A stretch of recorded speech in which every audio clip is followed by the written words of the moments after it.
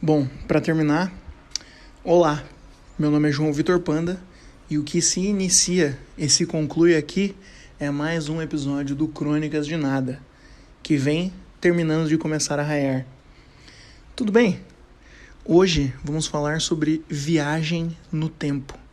Gostaria de analisar com vocês aqui algumas formas que alguns métodos que eu já utilizei para viajar no tempo. Eu lembro de um episódio da Laurinha Lero, que vocês já devem saber que eu sou muito fã, né? Em que ela tá falando que é inevitável não viajar no tempo. Difícil seria ficar parado no tempo. E nós estamos viajando no tempo o tempo todo, só que viajando para frente, né? Tão difícil quanto ficar parado no tempo seria viajar para trás. Eu concordo totalmente com essa afirmação e não apresento aqui nenhuma solução que te possibilite nem ficar parado no tempo, nem viajar para trás. Agora, se a sua intenção é viajar para frente, ouça o presente episódio, que está terminando agora, ok? Eu narro aqui formas que eu utilizei de viajar no tempo. Elas foram as seguintes: dormir na rua, ser fiscal do Enem, ler um livro inteiro em voz alta no mesmo dia, participar de um duelo de bingo e, por último, mas absolutamente não menos importante, o cinema, certo? Esse episódio ficou muito mais longo do que eu tinha imaginado que ele ficaria e do que eu gostaria que ele tivesse ficado. Portanto, acho digno e necessário e ao mesmo tempo propício que eu enquadre o presente episódio também como uma forma de viajar no tempo, ok? Ouça, espero que goste, e se não gostar, não se preocupe, você não vai conseguir recuperar o tempo que desperdiçou com minha voz dentro das suas orelhas. Um beijo.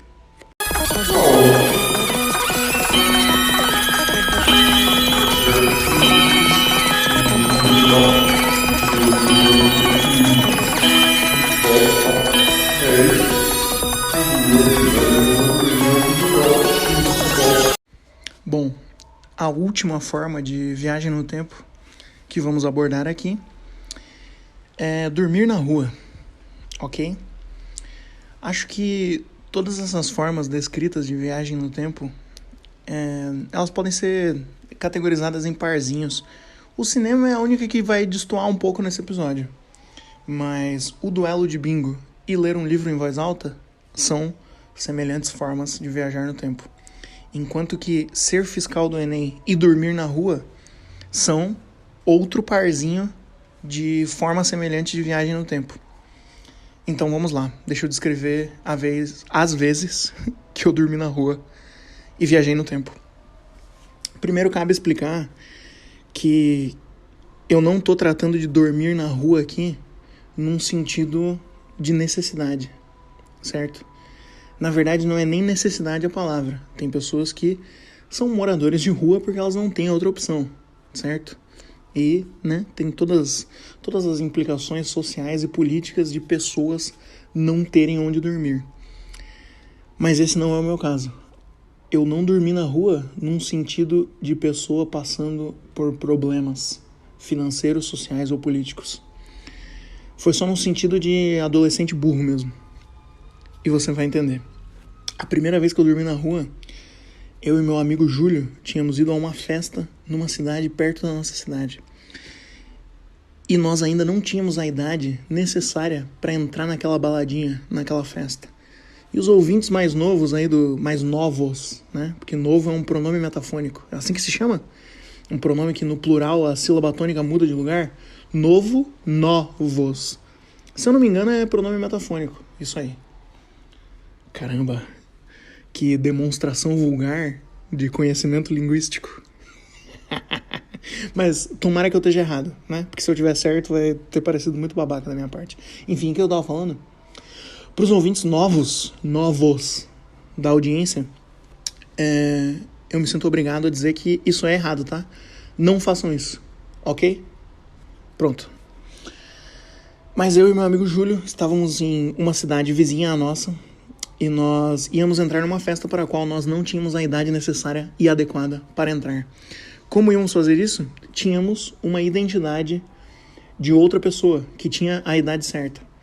E era a identidade que tem foto de criança. E um segurança na porta de uma balada, ele não vai ficar fazendo uma super análise para ver se aquela foto antiga de uma identidade velha é a mesma cara da pessoa que está ali, né, tentando entrar na porra da festa, sem a idade necessária. Só que eu e o Júlio tínhamos apenas uma identidade para nós dois. E qual era o nosso plano? Geralmente nas festas que a gente entrava clandestinamente, eles pegavam a identidade na porta, né? O segurança olhava a identidade, você entrava e foda-se. Entrou, tá lá dentro, boa festa. Então, com base nisso, o nosso plano era: um de nós entrava na fila, mostrava a identidade para o segurança e entrava na festa. E discretamente, ao passar pelo segurança, mas ainda sem adentrar na porta do evento, a gente ia jogar a identidade para o lado, para um canto, para que o outro pegasse a identidade, voltasse para a fila e então entrasse na festa com a mesma carteira de identidade. E assim fizemos. Eu fui primeiro, mostrei a identidade para o segurança e entrei. Pouco antes de entrar, joguei a identidade para o lado, o Júlio pegou a identidade e voltou para a fila. Ali eu achei que o nosso sucesso estava totalmente garantido. Então, fui me dirigindo para o interior da balada, mas qual foi a minha surpresa ao perceber que naquela festa em específico era necessário um cadastro nominal. Você tinha que se cadastrar para fazer uma comanda ou qualquer coisa para poder entrar na festa. E esse cadastro exigia que você mostrasse a identidade. Mas espera lá, como que eu vou mostrar minha identidade se eu acabei de jogar ela pro meu amigo idiota que tá lá fora? Começou a crescer em mim aquele pânico. E ia chegando a minha vez de fazer aquele cadastro. E quando eu cheguei lá, a única coisa que eu consegui falar pra mulher que tava fazendo o cadastro foi: poxa, moça, precisa do documento mesmo? Eu acho que eu perdi a minha identidade aqui, não tô encontrando. E ela falou: sim, não tem como fazer o cadastro sem a identidade. E não tem como entrar na festa sem o cadastro. Você pode ir lá procurar a sua identidade, ver se você deixou cair ali na entrada. E assim o nosso plano estava frustrado. Não conseguiríamos entrar na festa, nós dois, com a mesma identidade. Fui lá fora, comuniquei isso pro Júlio. Eu acho que em dado momento de muita persistência, a gente até entrou na festa em momentos diferentes. Ele entrou, ficou um pouco, depois saiu, eu entrei, fiquei um pouco. Mas qual era a questão? O nosso plano era ir a essa festa, que era em outra cidade, lembrando, virar a noite na festa, porque o primeiro ônibus pra gente ir embora de volta pra nossa cidade era às 7 da manhã. Às 7 da manhã. Porra! Mas agora que nós havíamos fracassado, repito, fracassado em entrar na festa, duas pessoas sem idade para estar naquela festa, usando o mesmo documento de identificação, agora que o nosso plano perfeito havia falhado, não nos restava mais o que fazer, a não ser viajar no tempo. E o Júlio, cara, esse meu amigo Júlio, ele é um cara que ele é muito dominado pelo espírito da aventura. Eu não sei se pelas histórias que eu conto aqui parece que eu sou uma pessoa que viveu muitas aventuras. E eu acho que eu nem contei as piores ainda. Quando eu for enquadrando em temas, como eu consegui enquadrar hoje, essa história sobre entrar clandestinamente em festas de alguma forma foi enquadrada num episódio sobre viagem no tempo. Mas enfim, quando eu conseguir enquadrar as histórias absurdas da minha vida em temas para os episódios, eu venho aqui e conto. Mas, cara, a nossa única alternativa era, sei lá, encontrar algum abrigo para dormir até que no dia seguinte pudéssemos pegar o ônibus e voltar para nossa cidade. Isso era, sei lá, umas 2 da manhã, vamos supor. E o ônibus era apenas às 7. Nossa primeira tentativa de lugar para dormir foi num supermercado que estava fechado, obviamente às 2 da manhã. Porque tinha uma marquise, assim, perfeita para dormir embaixo. E fomos tentar dormir lá. Impressionante que ninguém tava dormindo lá, porque era o lugar perfeito, né? Pô, a marquise cobertinha ali, ligeiramente seguro, dentro do mercado. Mas quando nos aproximamos, entendemos porque nenhuma outra pessoa tinha pensado em dormir naquele lugar perfeito. Porque, obviamente, tinha um alarme no supermercado. Então, quando a gente estava se preparando para deitar embaixo da marquise, apitou o alarme do supermercado e nós saímos correndo pelas ruas como idiotas desvairados. Que somos, né? Que éramos e que ainda somos. Isso foi algo que viajou no tempo, né? A nossa idiotice. Definitivamente. Aí, terminamos a noite num posto de gasolina. Tinha uma área meio coberta, que era próxima à área de calibragem dos pneus, e tinha uma partezinha meio construída assim. Eu e o meu amigo Júlio deitamos os dois juntinhos ali, e ali ficamos a noite toda. O Júlio não tanto viajou no tempo porque ele dormiu. Sério, foi completamente assustadora e impressionante a forma com que o meu amigo Júlio confortavelmente dormiu num posto de gasolina, no meio do frio e da chuva, às 3 da manhã, ao relento, praticamente ao relento, né? Porcamente cobertos por uma área meio construída de calibragem de pneus. Mas o Júlio dormiu como um neném, enquanto que eu não consegui relaxar. Compreensível, né? Não era uma situação muito relaxante. Às vezes chegavam carros com música tocando no posto de gasolina e o pessoal bebendo, fazendo farra, se utilizando ali do estacionamento do posto de gasolina, sem ver eu e o Júlio, que estávamos mais ou menos ocultos, e ele dormindo como um bebê. E eu, mais uma vez, forçado a viajar no tempo, refletindo sobre todas as escolhas estúpidas de vida que me levaram até aquele momento infernal. Eu acho que tem pelo menos mais umas 3 vezes que, por advento da minha própria burrice, eu acabei dormindo na rua e viajando no tempo. Mas eu não vou contar todas essas vezes aqui nesse episódio, porque temos outras viagens a fazer. Mas novamente digo, o que não me falta na vida é um arsenal de histórias absurdas que eu vivi simplesmente por ser um adolescente burro. E tenho certeza, ou pelo menos espero, que você as tenha também aí na audiência. Quando eu conseguir enquadrá-las em temas arbitrários e aleatórios, eu venho aqui e conto. E novamente, você que é ouvinte, jovem, adolescente da audiência, que acabou de ouvir essa história esdrúxula, eu não sou teu pai também, faz o que tu quiser, vai tomar no teu cu.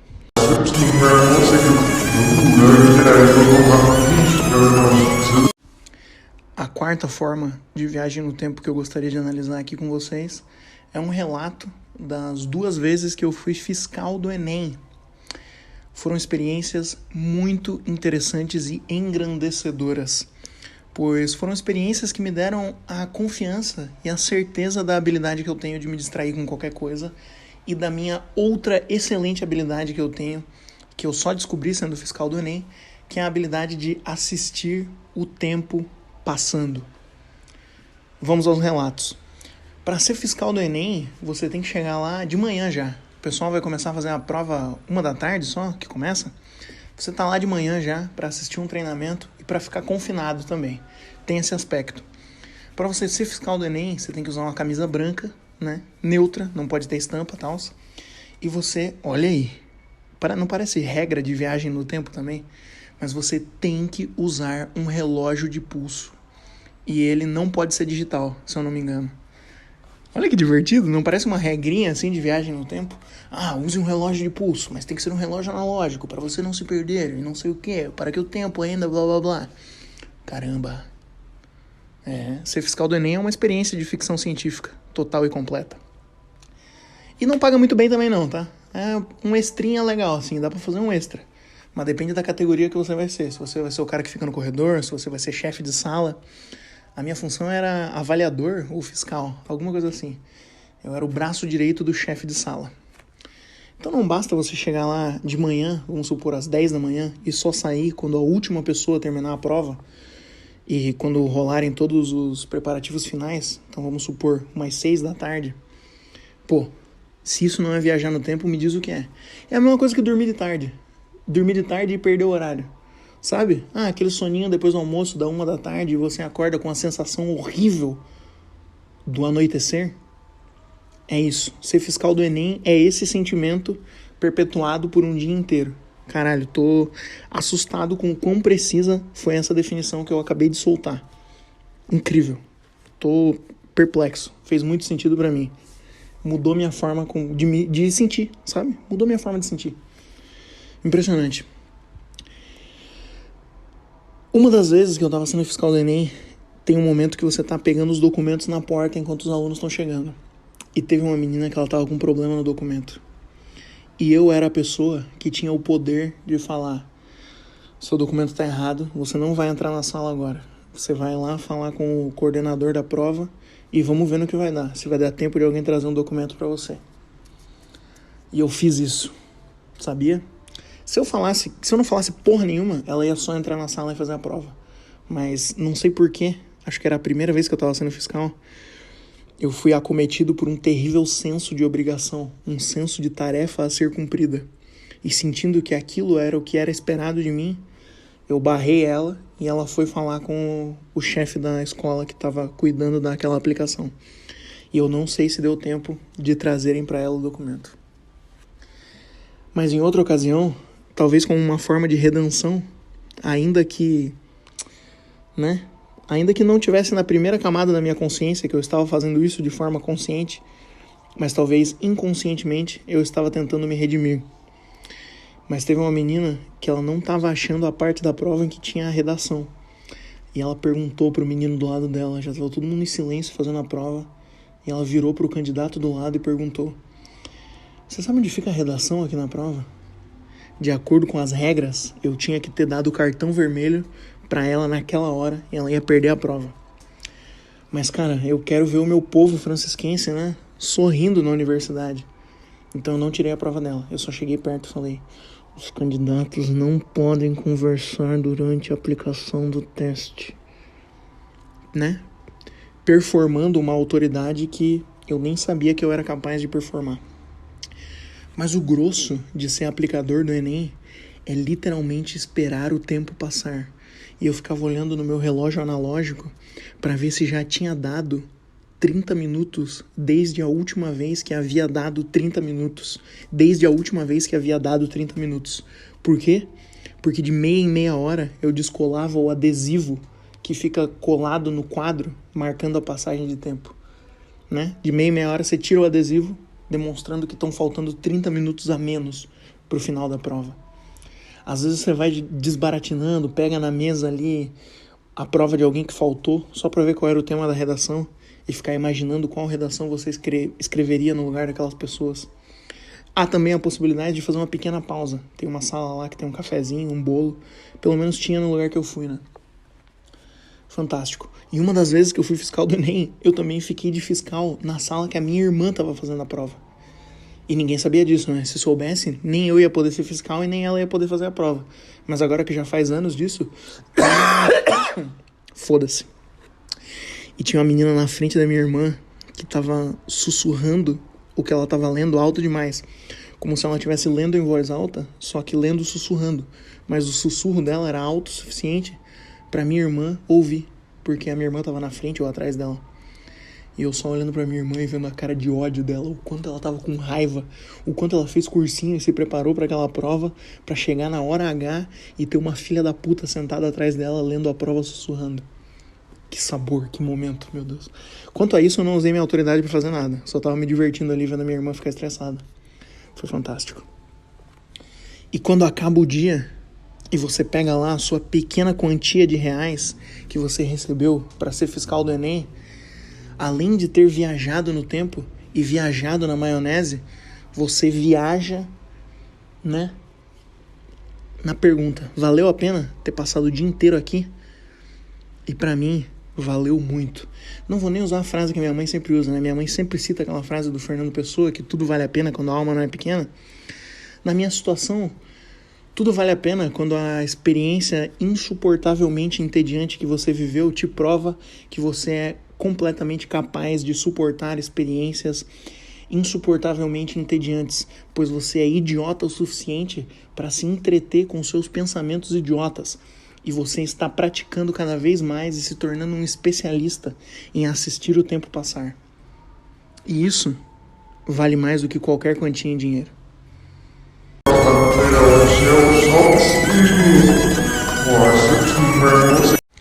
Bom, o terceiro aspecto de viagem no tempo que eu vou analisar é muito semelhante ao anterior, pois assim como o bingo foi uma forma de viajar no tempo através da não percepção de sua passagem, ler um livro inteiro em voz alta em um dia foi viajar ao futuro, pois eu comecei a ler 11 da manhã e quando eu terminei, lá por 9 da noite, eu era outra pessoa em outro lugar, em outro tempo, em outra época, praticamente.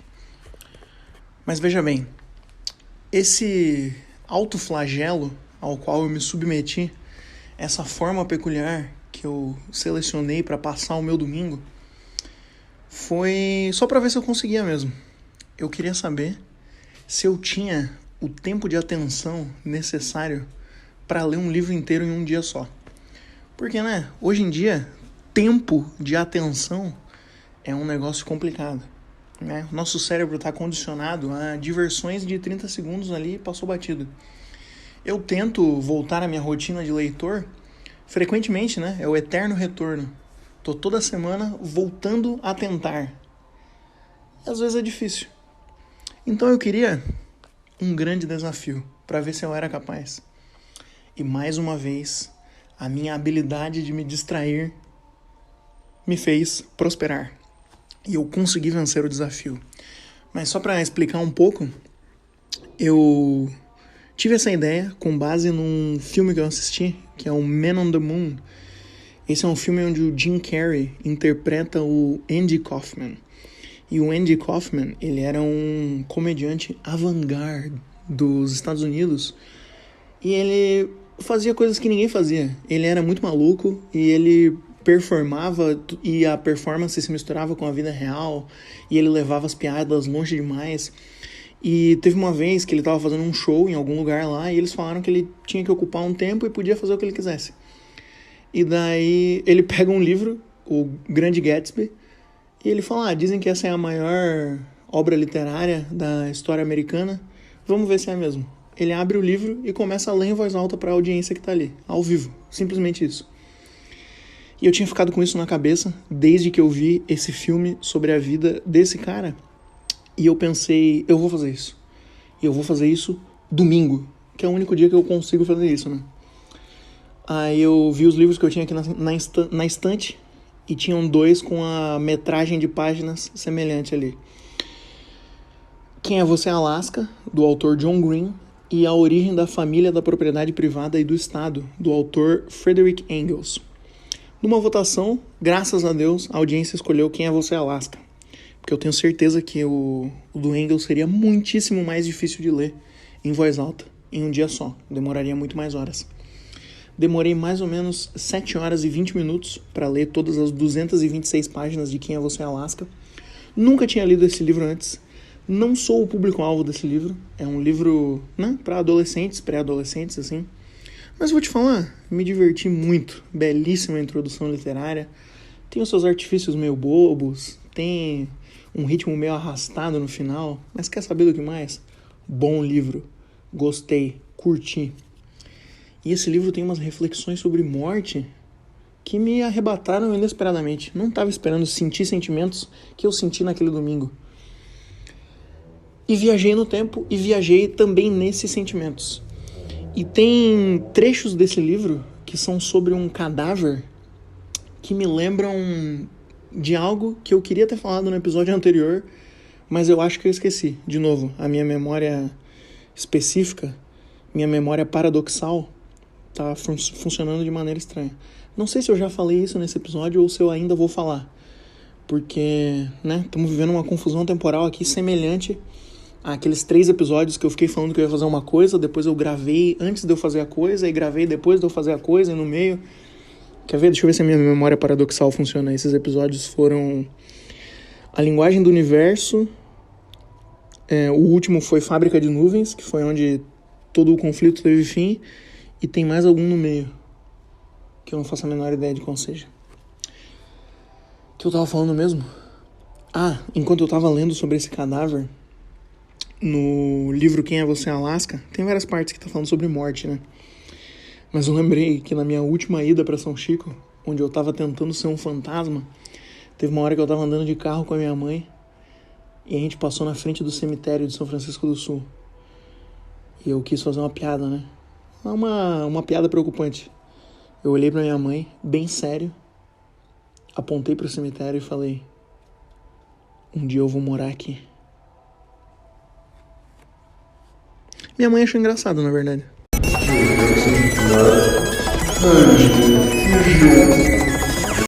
Não sei se eu já falei isso aqui no Crônicas de Nada, porque, repito, né? Eu não lembro o que eu falei, mas ao mesmo tempo eu lembro exatamente o que eu falei. Faz sentido isso? Não sei, mas eu tenho uma memória paradoxal. Ao mesmo tempo que eu tenho uma memória incrivelmente específica e riquíssima em detalhes, eu também não consigo me lembrar de nada. E isso se aplica ao Crônicas de Nada. Mas se eu já disse, eu vou repetir. Eu gosto muito de bingo. Bingo é um dos meus esportes favoritos. Acho que os meus 3 esportes favoritos, não necessariamente nessa ordem, são caminhada contemplativa, que fique claro, é uma modalidade específica, bingo e futebol. E eu vivi uma experiência de bingo fantástica esses tempos, que foi um duelo de bingo, um X1 de bingo. Mas antes de narrar essa experiência, você pode estar questionando a afirmação de que bingo é um esporte. Bom, eu não vou rebater essa discordância com um argumento muito sólido. Eu podia pesquisar aqui no Google a definição de esporte e fazer alguma espécie de malabarismo argumentativo que encaixe o bingo nessa definição. Eu vou apenas contrariar essa discordância com um argumento muito mais simples e muito mais raso. No próximo evento de bingo que você participar, repare em quem são os ganhadores. Em sua maioria, são mulheres idosas. Idosas e idosinhas. Vá a um bingo e veja, as idosas são as maiores ganhadoras. As idosas são as maiores ganhadoras porque 98% das pessoas que estão jogando bingo num evento de bingo são idosas. Difícil seria que outro demográfico ganhasse. Errado. As idosas são as maiores ganhadoras do bingo porque elas treinaram a vida inteira. E se existe algo no qual você pode ser melhor ao longo do tempo, quanto mais você pratica, melhor você fica, isso é um esporte. Para mim, essa é a definição de esporte. Bingo não é questão de sorte. Desde a escolha da cartela até a velocidade com que você posiciona os milhos de pipoca em cima dos números que já foram chamados, tudo isso é habilidade, tudo isso exige treino e tudo isso melhora a sua capacidade de vencer. Agora, eu não sou muito experiente com bingo, eu ainda estou treinando. Eu acho que quando eu tiver na melhor idade, na terceira idade, eu serei um atleta formidável de bingo, mas por enquanto, minhas maiores conquistas foram meia dúzia de panos de prato e a minha maior conquista foi o dia que eu ganhei um ovo de Páscoa no bingo.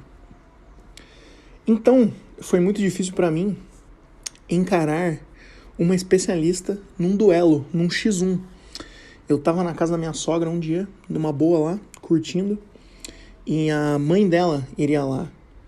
A minha sogra ao quadrado, né? A avó da minha cônjuge. E eu falei que um dia eu tinha que jogar bingo com ela. E ela falou, então esse dia vai ser hoje, meu irmão. E eu fiquei meio confuso, né? Falei, poxa, mas como vamos jogar bingo aqui nós? A minha sogra vai cantar as pedras e nós vamos marcar? Ela falou, não. Vou te descrever como foi o nosso duelo. Eu estava sentado diante da minha adversária, a vovó Sibila, e a vovó Sibila tinha um saco com as pedras, com todos os números, e um bolo de cartelas, né?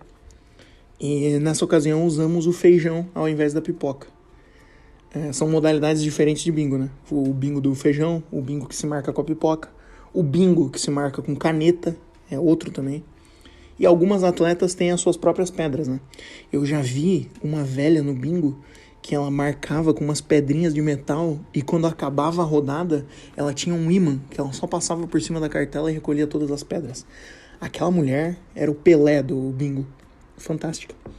Enfim, voltando à descrição. Eu estava sentado diante da minha adversária, a vovó Sibila. Ela tinha ali o saco com todos os números, todas as pedras a serem sorteadas. E a cada rodada nós apostávamos 25 centavos. Era um X1 valendo 25 centavos. E nós dividíamos às vezes ali, alternávamos às vezes em que cada um ia ser a pessoa que sorteava e cantava o bingo.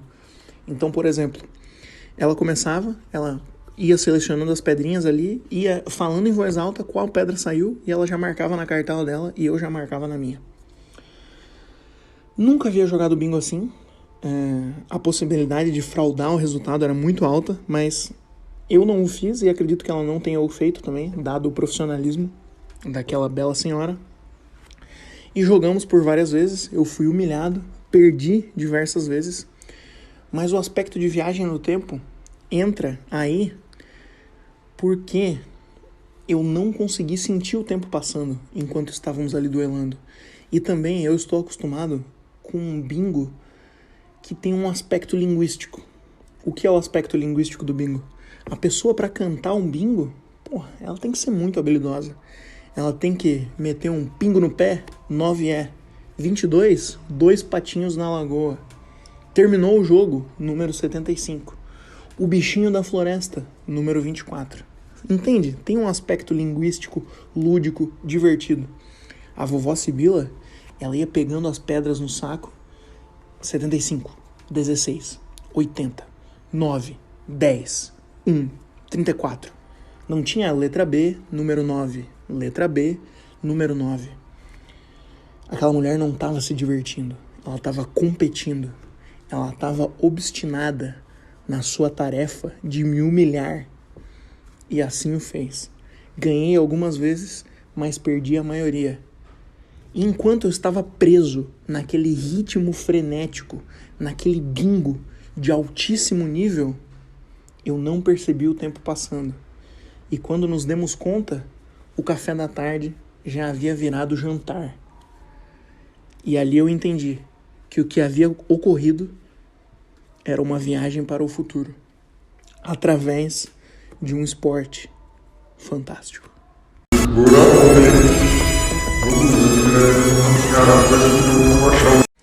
Bom, o primeiro item, a primeira forma de viagem no tempo que eu vou analisar aqui é o cinema, que se fez presente na minha vida ontem à noite. Ontem à noite eu cometi um ato de cinema e através dele pude viajar no tempo. Como? Ontem eu assisti o filme Nosferatu e eu queria ver esse filme porque ele é de 1922, ou seja, esse ano esta obra completou 100 anos.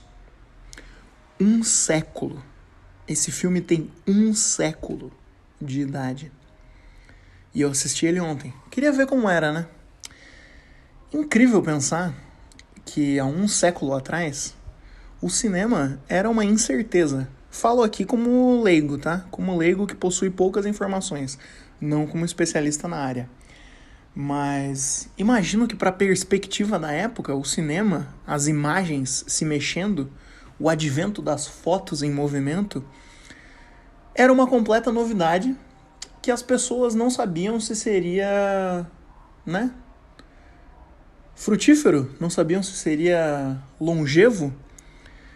Como qualquer nova tecnologia que surge, né? Às vezes surgem novas tecnologias aqui para nós, ao vivo, em 2022, que a gente não dá muita bola ou acha que vai ser uma fase só. Será que as pessoas viam o cinema dessa forma?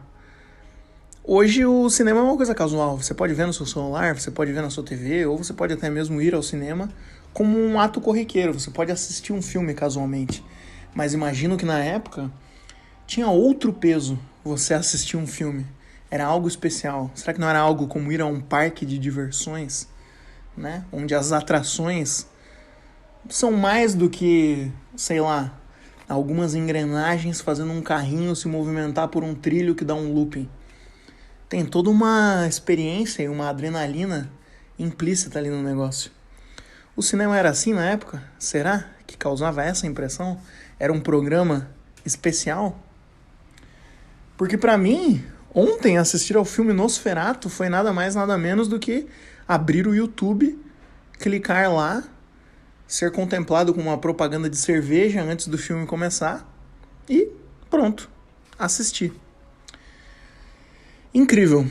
Outro aspecto de viagem no tempo, implícito aí nessa experiência, é que esse filme de 1922 é um filme de época. E veja bem, ele não é um filme de época porque ele é um filme velho. Não é isso que caracteriza algo como ser de época. Quando você vai ver uma novela de época, das 6, na Rede Globo de televisão, o que isso significa? Que ela está retratando um período passado. E assim também é o Nosferatu. A história do Nosferatu se passa em 1830 e alguma coisa. Ou seja, é um filme de 1922 retratando, né, uma história que se passa em 1830. Então já temos camadas aí, né? Outra camada é o quê? O Nosferatu é um personagem inspirado no Drácula. O Drácula do... Como é o nome do cara lá? Bram Stoker? Uma coisa assim. Então, o filme do Nosferatu foi inspirado no livro do Drácula. Mas o filme do Drácula foi inspirado no filme do Nosferatu. Veja só. Já temos mais camadas aí. E aí, em 1979, um cara chamado Herzog foi lá e refez o Nosferatu de 1922 com a tecnologia de 1979 e com a linguagem cinematográfica de 1979. Mas esse eu não assisti ainda, então eu não posso comentar. Mas a experiência de assistir o Nosferatu de 1922 foi divertida. Não... né? Óbvio que eu não tenho como me colocar nos sapatos de uma pessoa que viu esse filme em 1922. Porque, pelo que eu li, esse filme causou muito medo em 1922. Tipo, as pessoas ficaram apavoradas mesmo que aquelas coisas estavam sendo retratadas. E tem momentos assustadorzinhos ou meio bizarros, assim. Só que eu, com o meu cérebro de 1922, eu que gosto de filmes de terror, que já vi as pessoas sendo trucidadas e já vi os sustos mais elaborados com uma linguagem cinematográfica totalmente moderna, foi mais uma questão, né, divertida. Eu não tava me assustando, eu tava me divertindo. Uma amiga minha que tava aqui em casa ontem à tarde, ela falou, eu já tentei ver esse filme, mas eu não consegui porque eu achei muito chato. Mas eu falei pra ela do meu trunfo, né? A minha habilidade de me distrair com as coisas. Foi perfeitamente fácil pra mim assistir o Nosferatu de 1922, porque, me distrair ali com a roupinha dele, com o formato, com o castelo, com as coisas, é muito fácil capturar a minha atenção. Eu tenho um cérebro extremamente simples. E me diverti muito. E tem umas horas no filme, o filme tem muito peste, praga, tem a peste negra, tem uma hora que o Nosferatu chega numa cidade também, ele começa a matar todo mundo, ele leva a praga pra cidade, né? Tem uma hora num navio também, isso é maneiro, é um clima legal. Tem um climinha de literatura, é legal o filme que tem climinha de literatura. Não sei exatamente o que eu quero dizer com isso, mas na minha cabeça faz sentido, e aqui dentro dos meus sentimentos também. Mas tem uma hora num navio que o Nosferatu, ele vai matando as pessoas, a tripulação do navio aos poucos, porque ele espalha uma praga pelo navio, e daí depois ele vai chupando o sangue das pessoas lá. Maneirinho, legal. E tem uma hora que ele tá espalhando a praga na cidade, onde ele chega de navio, que um cara vai anunciar que tem uma nova praga na cidade, e daí uns idosos saem na janela e ficam apavorados, né, com essa notícia.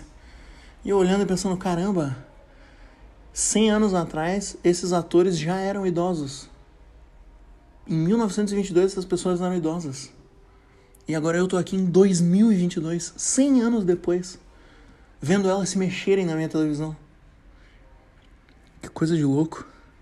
Que maluquice. Maneiro, legal. Se eu assisti o de 1979, eu venho aqui e conto pra vocês também o que eu achei.